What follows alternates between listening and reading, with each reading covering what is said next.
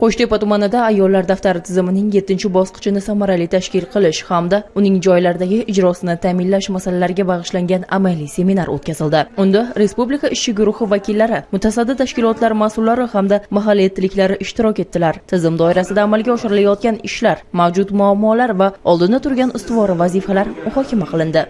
Seminar davomida xotin-qizlarni ijtimoiy-iqtisodiy qo'llab-quvvatlashning yangilangan tartiblari, individual dasturlar asosida manzilli yordam ko'rsatish mexanizmlari hamda ayollar daftarining 7-bosqichiga kiritilgan xotin-qizlarga amaliy ko'mak berish masalalariga alohida e'tibor qaratildi. Shuningdek, bandlikni ta'minlash, tadbirkorlikni rivojlantirish, moliyaviy va huquqiy yordam ko'rsatish bo'yicha olib borilayotgan ishlar tahlil qilindi. Mavjud muammolar va topshiriqlar yuzasidan mas'ullar oldiga aniq vazifalar belgilandi.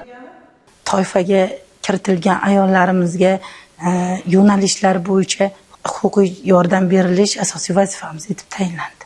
O'zimizni yo'nalishimiz yuzasidan Xalq bankiga biriktirilgan shu ayollar daftarining 7-bosqichining 2-toifasi, ya'ni tadbirkorlik istagini bildirgan ayollar xatlov jarayonida 72 nafar ayollarni tashkil etdi. Hozirgi kunda ushbu 72 nafar ayollarimizdan 22 nafar ayolimizga 240 million so'm kredit mablag'i ajratilib, yashash xonadonida o'zini o'zi band qilib, ish bilan ta'minlashga ega bo'ldik. Mazkur mavzu yuzasidan mutasaddi vakillar o'rtasida qizg'in muhokamalar bo'lib o'tdi. Tadbir yakunida ishtirokchilarning savollariga javoblar berilib, taklif va mulohazalar tinglandi.